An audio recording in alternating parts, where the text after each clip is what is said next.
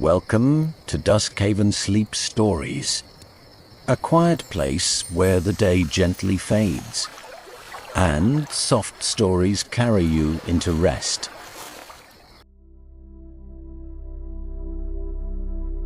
However you arrived here tonight, tired or restless, or simply ready, you are welcome exactly as you are.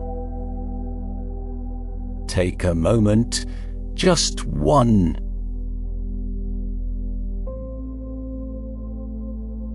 Feel the surface beneath you holding you up without being asked.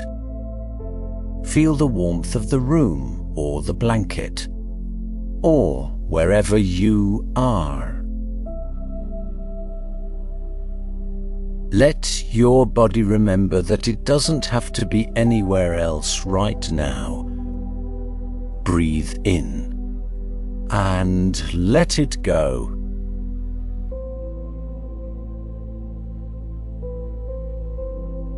Tonight's story smells of warm bread, of butter just beginning to brown, of something sweet in the oven that hasn't quite finished yet, but is getting there.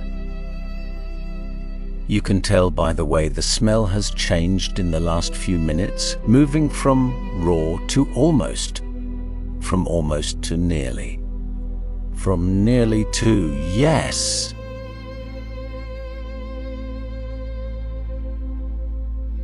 There is a bakery at the end of a quiet street. It has been there for a long time.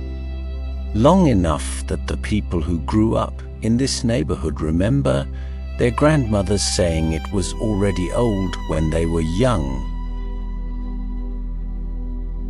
Its window glows at midnight when every other light on the street is out. And tonight, for reasons you don't need to explain, you are the one inside.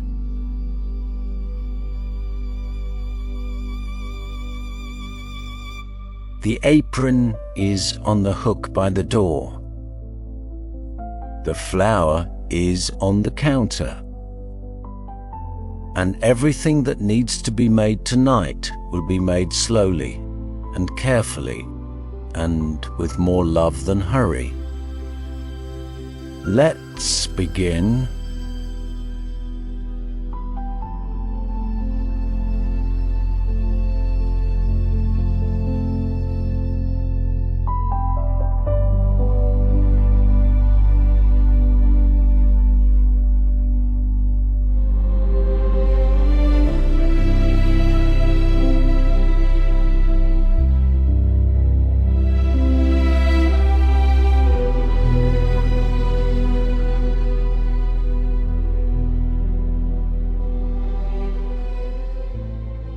The street outside is completely still.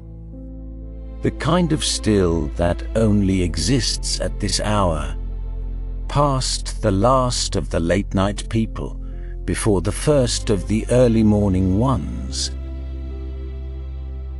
The narrow window of true quiet that the city keeps to itself each night as though it needs to breathe without being watched.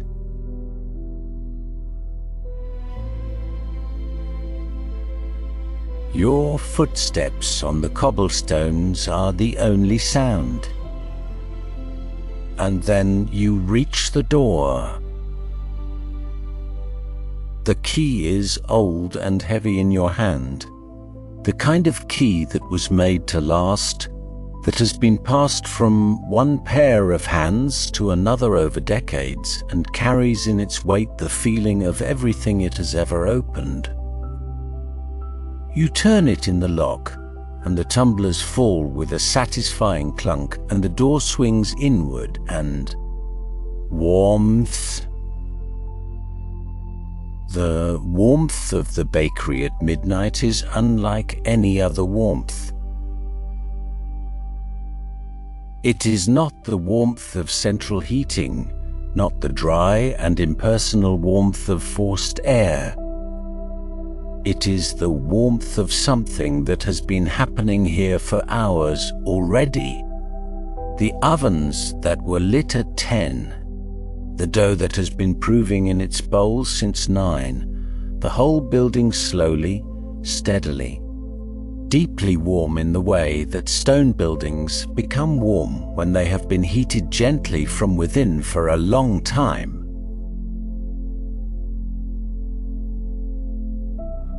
It smells extraordinary, yeast and flour, and the faint sweetness of the sugar in the proving dough, and beneath all of that, something older.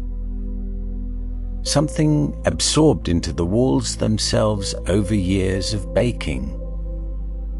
A smell that is not any one thing, but is the accumulation of everything that has ever been made here, every loaf, every pastry, every morning that began in this kitchen.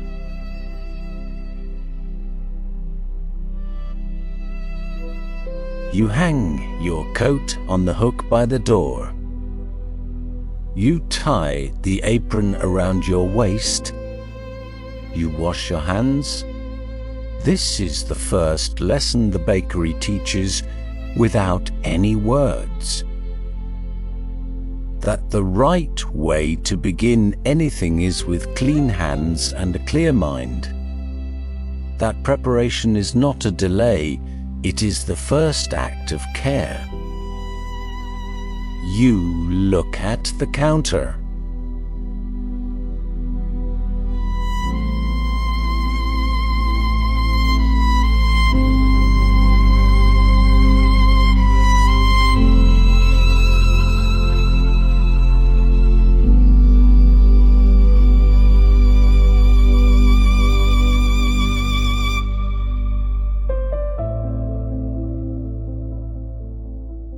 The dough has been waiting for you.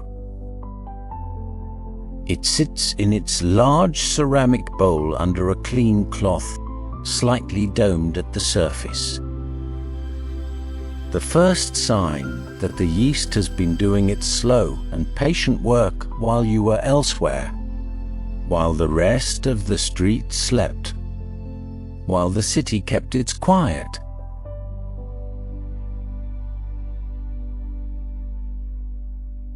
You lift the cloth. The dough is alive.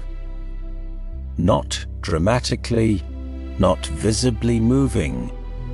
Nothing you could film and play back quickly, but alive in the way that proved dough is alive, in the way that something warm and full and breathing is alive. Its surface faintly pocked with the bubbles the yeast has made. Its smell more complex than it was before, deeper, more sour, more rich. The smell of transformation, of time and warmth and living organisms doing what they do. You press the back of your hand against the surface of the dough. It is exactly the right temperature. Not too warm, not too cool. The temperature of something that has been treated well and is ready to give its best.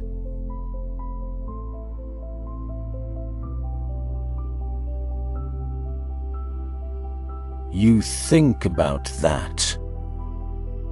How many things in life, people, ideas, creative work, relationships, need exactly this, the right conditions, the right time, the right temperature.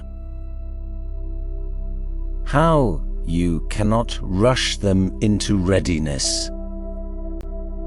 How the only thing impatience ever produced in a bakery was bread that didn't rise.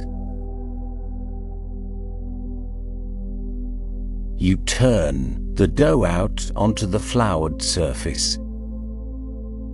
The sound it makes is soft and heavy, the particular sound of something with real weight and real texture meeting a surface it was made for. You begin to knead. Kneading bread is not complicated work, but it is not nothing either. It is rhythmic and repetitive, and requires your whole body, the heels of your hands pressing forward into the dough, stretching it, then folding it back, then turning it a quarter turn, then pressing again, forward, fold, turn, press, forward, fold, turn, press. The dough pushes back. At first it is stiff and resistant, not quite warm enough from handling, not quite relaxed enough to do what you need it to do, and you don't force it. You simply continue forward, fold, turn, press, with the steady patience of someone who has learned that force is the wrong tool for this particular work.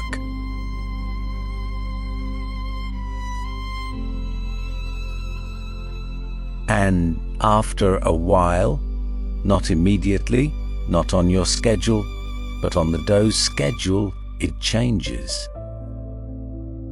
It becomes more elastic, more responsive.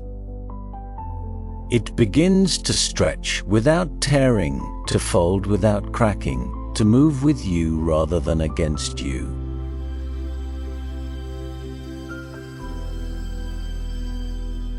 This is the second lesson of the bakery, and it is one of the most important ones. That most of the things worth having in life require this exact combination: consistent effort applied with patience, not force. You cannot knead bread into submission.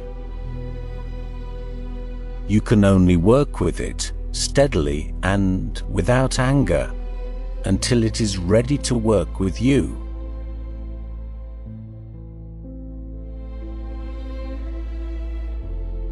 The kitchen fills with the smell of the dough warming under your hands. You breathe it in. Your hands find their rhythm. Forward, fold, turn, press. Your shoulders relax. Your breathing slows. Your mind, which came in tonight carrying whatever it came in carrying, begins to set things down. Not because you decided to set them down, but because your hands are busy with something real. Something tactile. Something that exists entirely in the present moment and has no interest in the past or the future.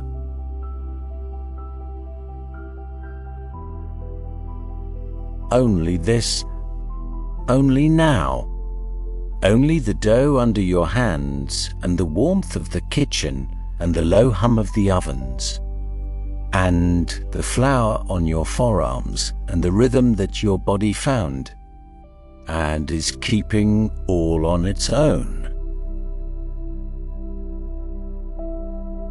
This is what bakers know that the rest of the world sometimes forgets. That doing something with your hands, something slow and real and rhythmic, is one of the oldest forms of rest there is.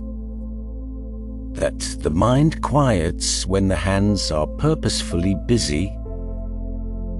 That peace is sometimes not found by stopping, but by doing the right kind of thing.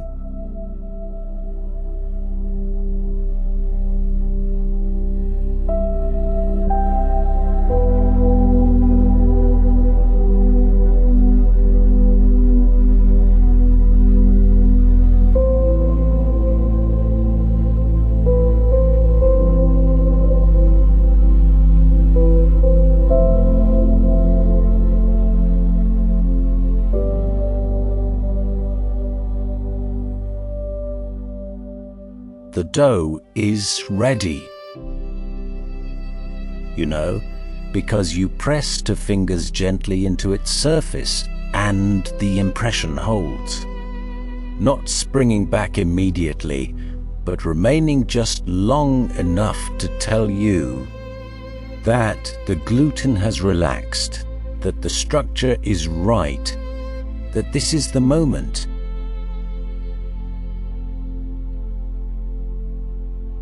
You think of how this applies to everything. That readiness has a feeling if you pay close enough attention. That the problem is rarely that we can't feel it. It's that we act before it arrives, or we wait too long after it does. The baker's whole art is learning to recognize this moment and trust it.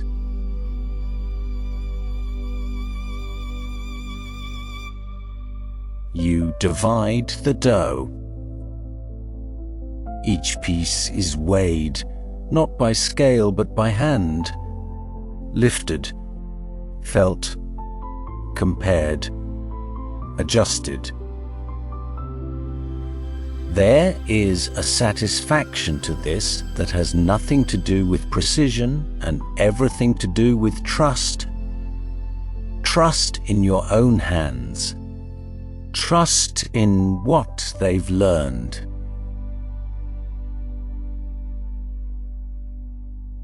You shape the loaves. This part is slow and deliberate. The dough cupped in your palms, turned and tucked and sealed at the bottom with the heel of your hand. Each loaf becoming smoother and rounder and more itself with each pass. You place them in their tins, cover them with the cloth again, and leave them to their final proof. And here is the third lesson, one that took a long time to learn and is still worth learning again and again. That there are stages of any good thing where your only job is to step back and let time do what only time can do. You cannot rush the proof. You cannot will the bread to rise faster. You can only create the right conditions and then trust. Leave. Let go.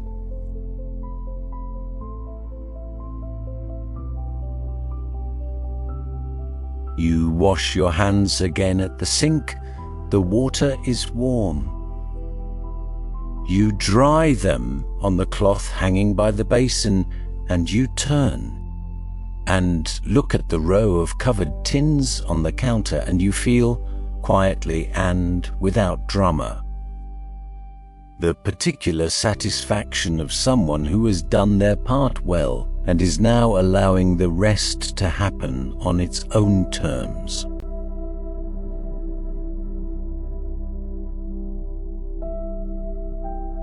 When the loaves are ready, and you will know, because they will have crowned above the tops of their tins, domed and soft and smelling of yeast and promise, you open the oven. The heat comes out in a wave, not unpleasant. The good kind of heat, the productive kind, the kind that builds rather than destroys. You slide the tins in one by one. You close the oven door, and you sit down on the low wooden stool by the window.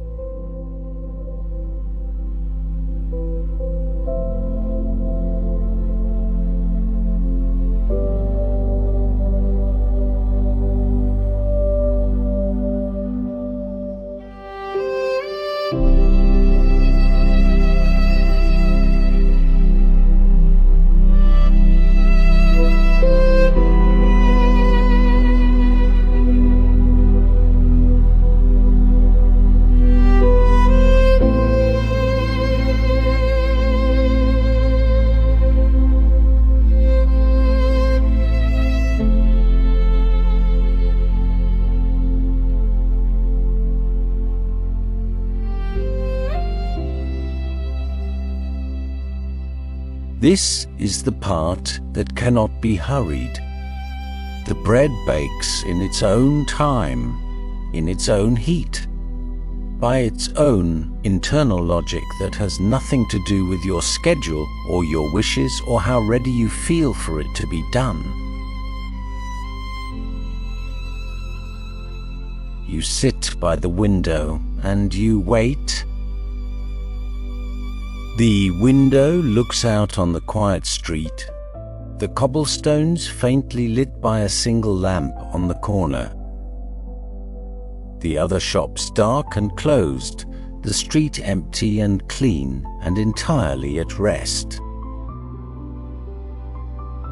You rest with it. The fourth lesson arrives quietly while you sit here, that waiting is not wasted time.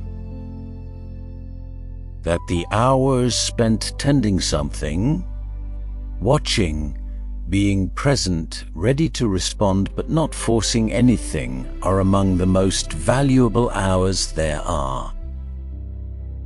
The baker who wanders away and forgets the oven learns this the hard way.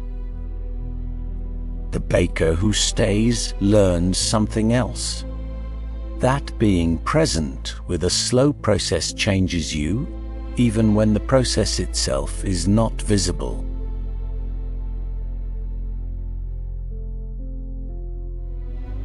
The smell begins to change. You know, this smell, the transition from proving to baking, from raw to cooked, from what the bread was to what it is becoming, it happens in stages. Each one distinct if you are paying attention, each one a small landmark on the journey from nothing to something. First, the yeast smell intensifies, almost alcoholic, as the last of it burns off. Then something deeper, something caramelizing slowly, the crust beginning to form and color. Then the smell of bread, the real smell of bread, the oldest food smell in human experience, the smell that has been causing people to feel safe and fed and home for thousands of years. You breathe it in. You feel it move through you the way warmth moves, not staying on the surface, but going all the way down, settling somewhere deep, and quiet, and very grateful. Your eyes grow heavy. You think of all the things in your own life that are currently in the oven, the things you have mixed and kneaded and shaped and placed carefully, and now must simply allow to bake. The projects, the relationships, the long-term hopes that cannot be hurried, that need their heat and their time and their own internal process before they will be ready. They are in there. They are becoming. You don't need to open the door to check. You can feel them.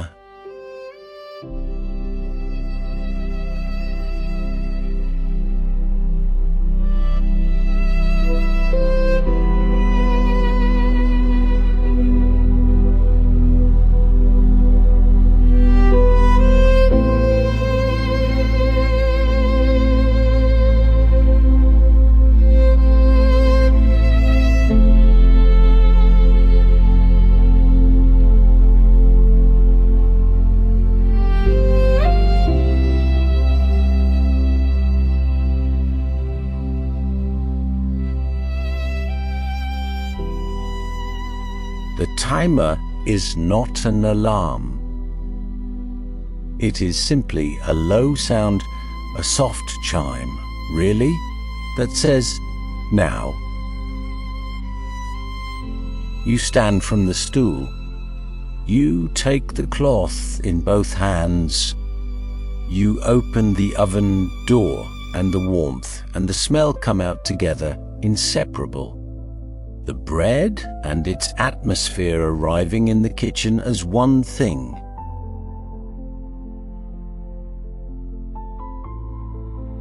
The loaves are perfect, not perfect in the way of something manufactured, something stamped out by a machine that has never made a mistake. Perfect in the way of something made by hand, each loaf slightly different from its neighbors, the crusts not quite uniform, one risen a little higher than the others, the scoring on one slightly deeper than intended.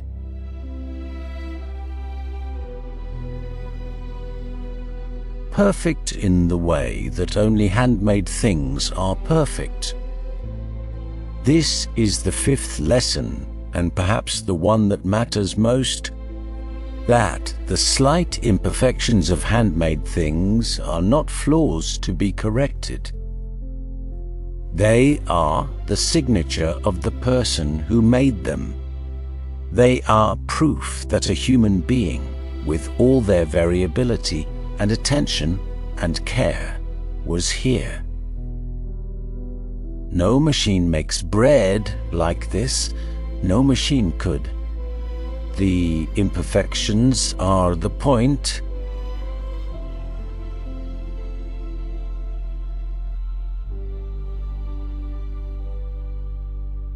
You set the tins on the rack. The loaves need to cool before they can be cut. This too cannot be rushed. The steam inside them still working. The crumbs still setting. The bread still finishing its process even now, even outside the oven. Even after everything you would think of as the work is done. Even the cooling is part of it. Even the rest after the work is part of the work.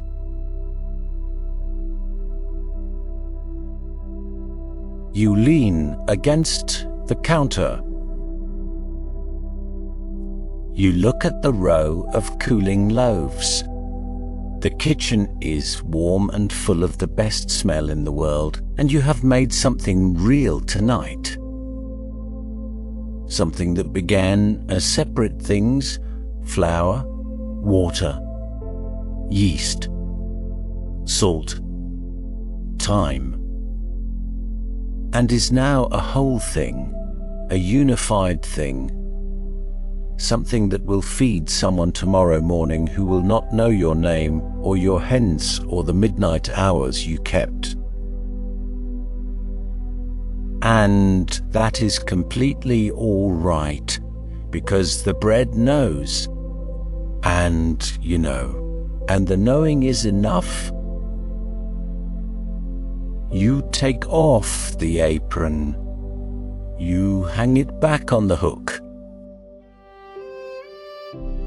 You wash your hands one final time, the flour coming off in the warm water, swirling pale and then gone, the counter clean, the bowls in the sink, the kitchen exactly as you found it except for the row of loaves on the rack, and the warmth that has settled into every surface.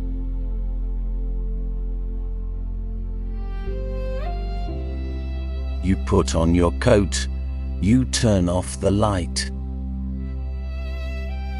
The loaves rest in the dark kitchen, still cooling, still finishing, still becoming what they were always going to be, given enough time, and enough warmth, and enough of someone willing to begin.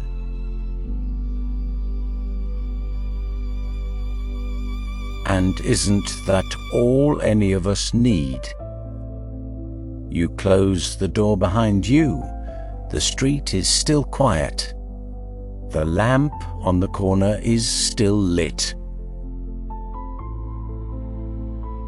You walk home slowly, smelling faintly of bread and warmth, and the particular piece of someone who made something good tonight and left it behind without needing to watch it be received. Your hands are warm. Your chest is warm. Your eyes are very, very heavy.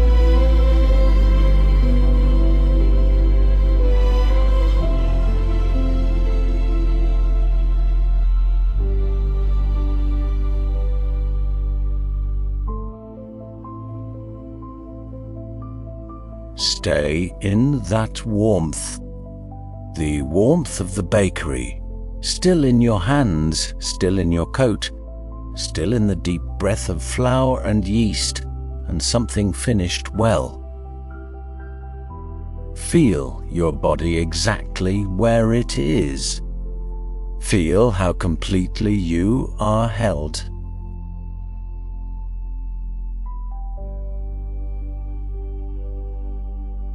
Let your breath be slow and even in and out, without any effort, without any hurry. Tonight you made something. You were patient with it. You let it become what it needed to become in its own time, in its own way. And now, it is the bread's turn to do what bread does, which is to rest and cool and be ready for tomorrow. And it is your turn to do the same. Rest is not a reward for finishing. Rest is part of the process. You are part of the process, and you are doing just fine. Sleep well.